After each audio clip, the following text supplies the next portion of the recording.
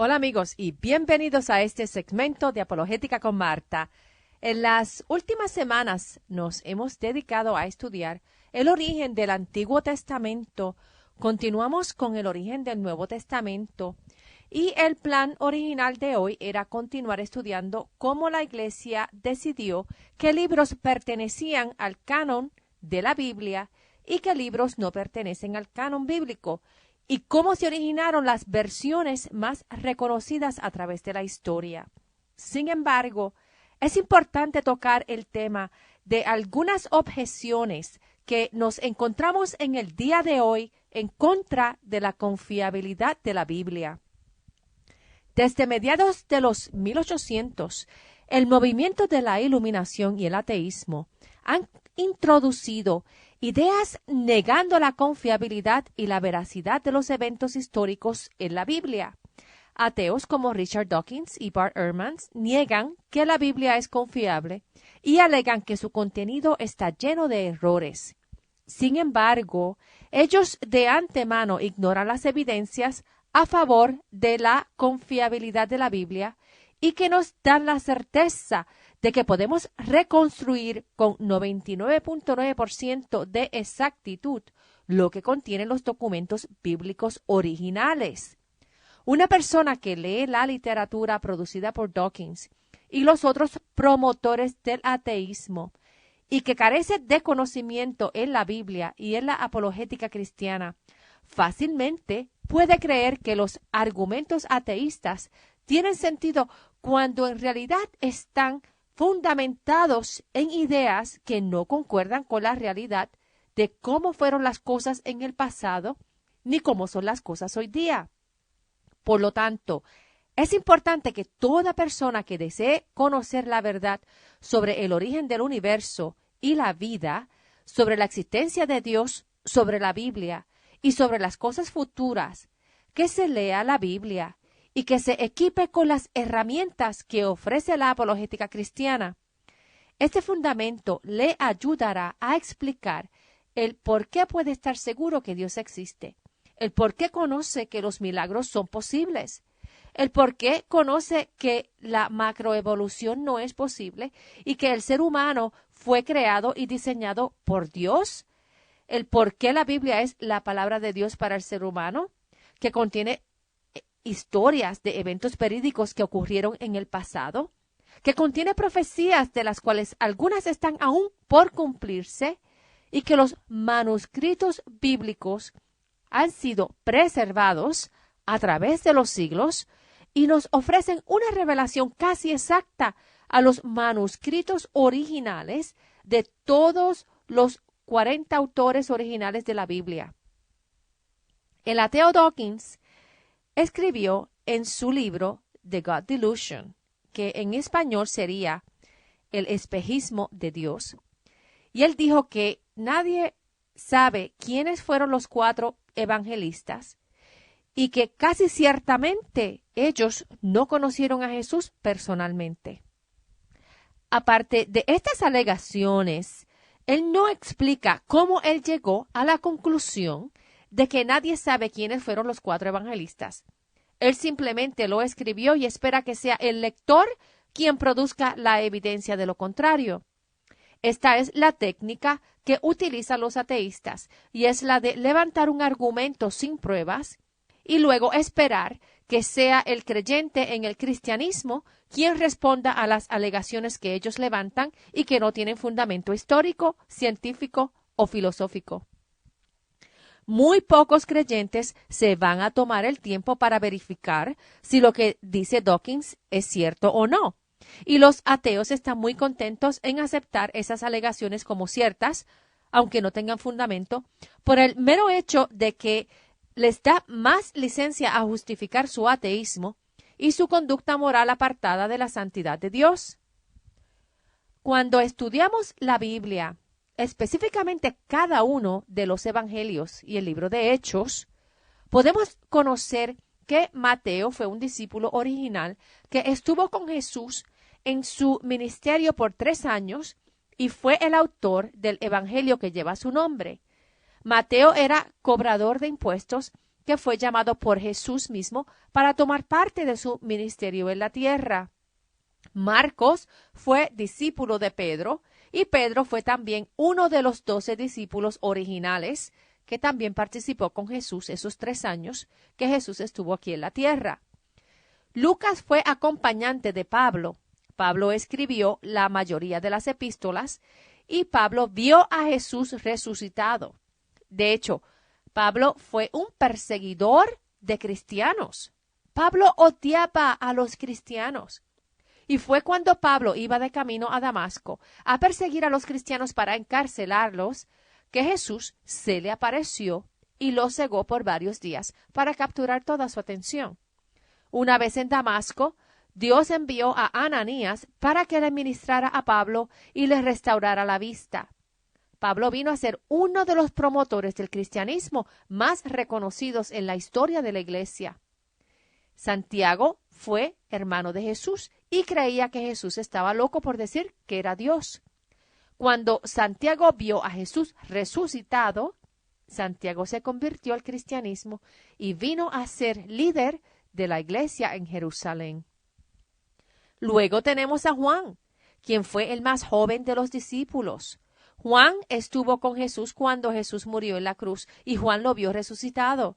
Juan escribió el 4º evangelio y el libro de Apocalipsis y algunas cartas a las iglesias. Juan estuvo también con Jesús 3 años.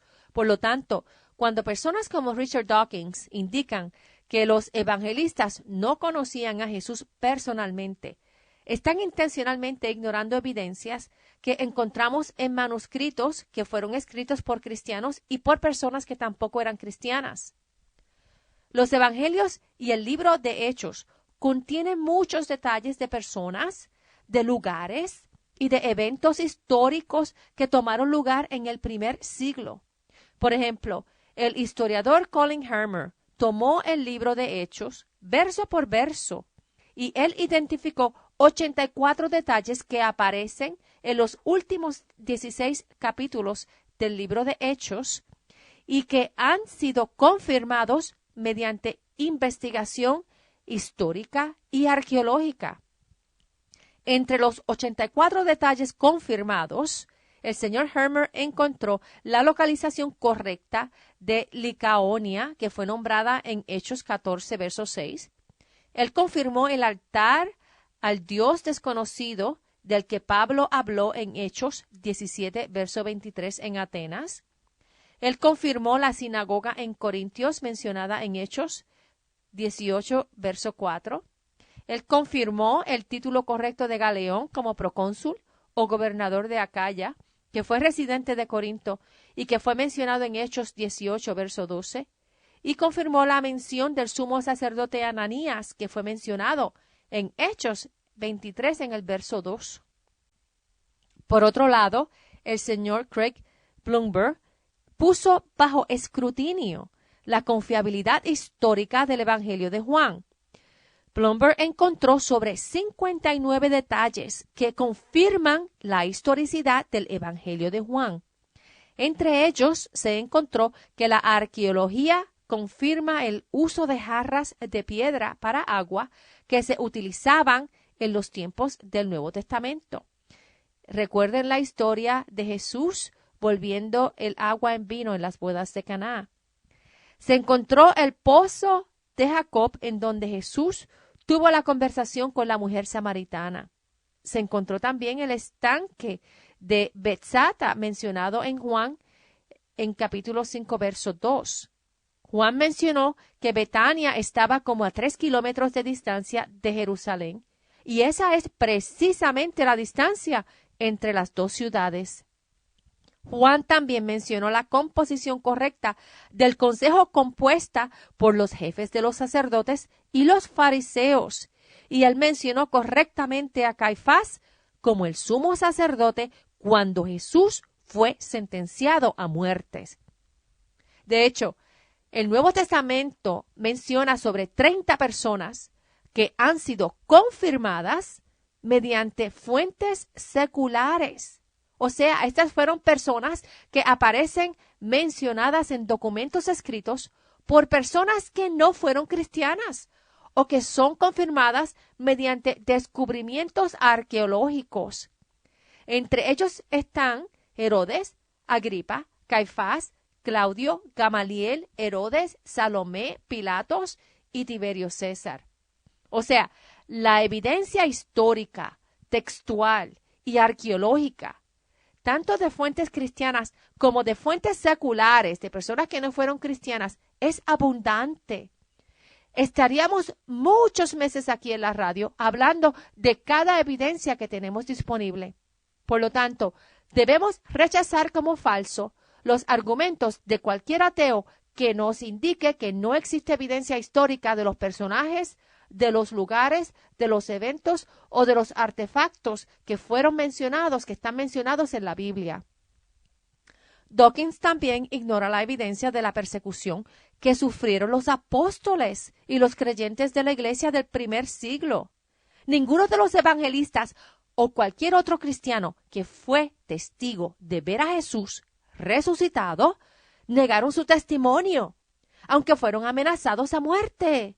Ellos prefirieron ser martirizados por la verdad de que eran testigos de la resurrección de Jesús a negar lo que vieron para preservar su vida. Ninguno negó la resurrección. La muerte de martirio para ellos era la seguridad de que la eternidad con Jesús era lo que les esperaba. Ellos ya habían visto que Jesús murió y que Jesús resucitó y escucharon de la boca de Jesús, antes de Jesús ascender al cielo, que Él mismo les aseguró que si ellos se mantenían firmes en su fe en Jesús, ellos también tendrían una resurrección. El único que murió cuando llegó a ser anciano fue Juan, pero Juan también había sido martirizado y nunca negó su fe, ni cambió la historia de los eventos de la resurrección que transcurrieron. Dawkins parece que tiene la impresión que los apóstoles y discípulos mintieron intencionalmente, sabiendo que serían martirizados. Nadie se somete a martirio por una mentira, sabiendo que es mentira. Los discípulos murieron martirizados porque sabían que la resurrección de Jesús ocurrió, que fue un evento real. No solo eso, sino que también quedó un sepulcro vacío. Nadie pudo producir el cuerpo de Jesús para apagar esas llamas del cristianismo que se estaban expandiendo por todo Jerusalén. Todas las personas involucradas en la muerte de Jesús tenían los mejores deseos de encontrar el cuerpo de Jesús. Todo lo que había disponible era un sepulcro vacío y había disponible un cuerpo resucitado que se le había aparecido a sobre 500 personas en un transcurso de 40 días. Y había disponible una promesa a la resurrección para todo aquel que creía que Jesús era Dios, que había dado su vida en la cruz para el perdón de nuestros pecados y que había resucitado para mostrar su poder sobre la vida. Y no solo vida, sino vida eterna, no temporal, no por un ratito, no por un día, no por un mes, no por un año o por un siglo, sino por toda la eternidad, sin fin, por siempre, y no solo eso por siempre, pero por siempre en la presencia de la benevolencia y de toda la gloria de Dios. Lo que nos espera a todo creyente es tan maravilloso y es certificado por un evento histórico que nos debería motivar todos los días a compartir el Evangelio con toda persona, como lo hicieron los discípulos del primer siglo. Cuando pienso en personas como Dawkins y Christopher Hitchens y el resto de los ateos que levantan el puño en contra de Dios, me recuerdo de Jesús cuando Él estaba colgado en la cruz. Cuando Jesús dijo, Padre, perdónalos porque no saben lo que hacen. Tristemente no tienen conocimiento de la gloria de Dios y de lo que ellos están rechazando por toda una eternidad. Por lo tanto, oren por ellos y por todo incrédulo, para que Dios les abra la mente y les dé entendimiento de la realidad y les permita ver, aunque sea un poco, de su gloria, y que ellos sepan que Dios sí existe y que Dios los ama profundamente y que su perdón y promesa a vida eterna está disponible hasta el día que den su último suspiro aquí en la tierra. Otro argumento de los ateos es de indicar que la Biblia está llena de errores porque las historias no concuerdan. Antes que nada, vimos en el último programa que la recopilación de los escritos de enemigos del cristianismo en el primer siglo nos ofrecen una historia que concuerda con lo que nos enseña la Biblia.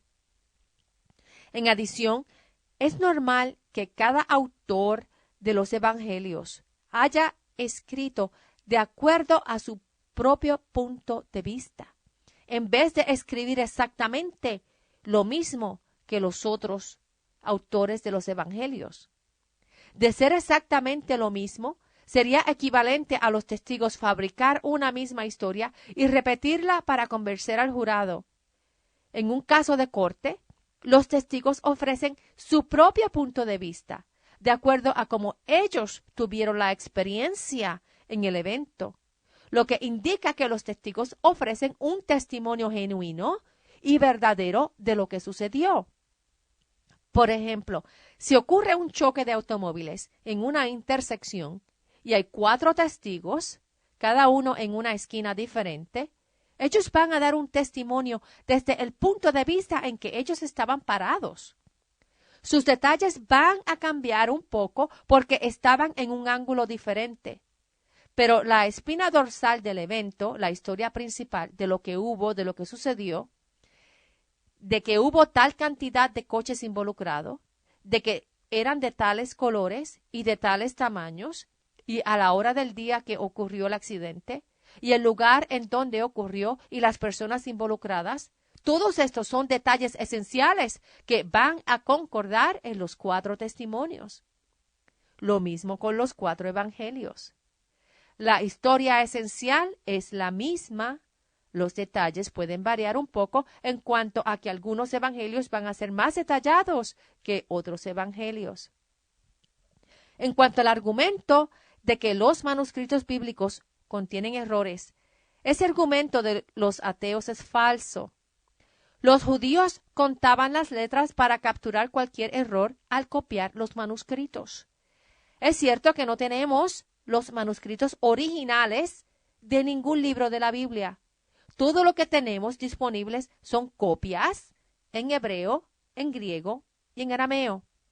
Sin embargo, tenemos más de 5,600 copias de los manuscritos del Nuevo Testamento disponibles que fueron escritos entre 10 a 25 años del original.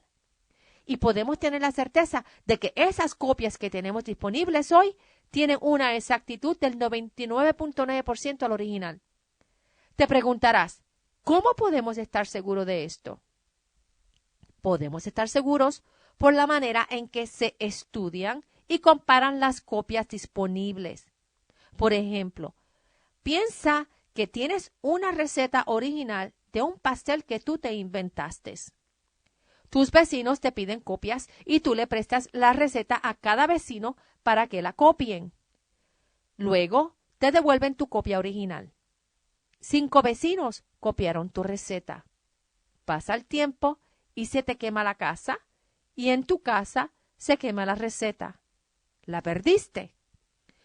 ¿Cómo tú recuperas tu receta original? Recoges las 5 copias que tienen cada uno de tus vecinos y comparas lo que copiaron. Te vas a dar cuenta que si alguien hizo un cambio de ingrediente intencionalmente o se puso una S en vez de Z o una P en vez de Q, las otras copias no van a tener esa variación. Y luego de comparar todas las copias, puedes recopilar la receta original que se te quemó usando solo las copias de tus vecinos. Así es como sabemos que tenemos el manuscrito del Nuevo Testamento original. porque de todos estos 5.600 manuscritos disponibles, podemos recapturar exactamente lo que contenía el manuscrito original. De hecho, es beneficioso que el original no esté disponible. ¿Por qué? Porque personas lo utilizarían como un accesorio de idolatría, en vez de adorar al verdadero Dios que le transmitió al ser humano la inspiración para escribir el Nuevo Testamento. La Biblia es la palabra de Dios, pero no debe ser el objeto de adoración. Nuestro objeto de adoración es ese ser del que habla la Biblia. Y también, si tendríamos el original en vez de todas las copias, y alguien cambia el original, entonces nunca podríamos saber lo que dice el original. Dios vio que la mejor póliza de seguro para mantener un Nuevo Testamento correcto en circulación fue la de tener muchas copias en circulación que se pudiesen verificar unas con las otras. Podemos ciertamente confiar que el Nuevo Testamento fue copiado correctamente y ha sido preservado a través de los siglos. Podemos confiar que el Nuevo Testamento dice la verdad. Poseemos una cantidad enorme de manuscritos del Nuevo Testamento en griego, que fueron copiados en el tiempo de los discípulos y de los apóstoles, que podían en ese tiempo refutar si alguien estaba escribiendo algo incorrecto. Sabemos que los manuscritos originales se pueden reconstruir utilizando todas las copias disponibles hoy día. Sabemos que los testigos de los eventos y que escribieron el Nuevo Testamento fueron personas que conocieron a Jesús personalmente. Sabemos que varios de los mismos apóstoles fueron los autores de sus evangelios y las cartas a las iglesias. Tenemos evidencias externas, independientes, de testigos que corroboran las historias en el Nuevo Testamento. La arqueología y la geografía corroboran las historias bíblicas. Y sabemos que los autores del Nuevo Testamento fueron honestos en todo lo que escribieron. ¿Cómo sabemos que fueron honestos? Ellos escribieron también sobre eventos que les causó vergüenza. Típicamente nadie escribe cosas vergonzosas de uno mismo o de Jesús. Pero los autores escribieron sobre sus dudas, sobre sus acciones vergonzosas, como la de Pedro negar a Jesús 3 veces, y sobre cómo los discípulos trataron a Jesús cuando Jesús más necesitaba de ellos. Los testigos murieron martirizados por lo que ellos declararon ser un testimonio de la verdad. En fin, podemos tener la certeza de que la Biblia es la palabra verdadera de Dios y que podemos aplicar todas sus enseñanzas en todas las áreas de nuestra vida. Se nos fue el tiempo, pero regresen la próxima semana para estudiar qué sucedió con la Biblia a partir del segundo siglo después de Cristo. Y para cualquier pregunta o comentario, pueden comunicarse conmigo al 404-483-4132. Es 404-483-4132. O visitando la página en línea o en Facebook, apologéticaconmarta.org, en donde pueden escuchar todos nuestros programas radiales en archivo. Que Dios los bendiga y hasta el próximo programa. Chao.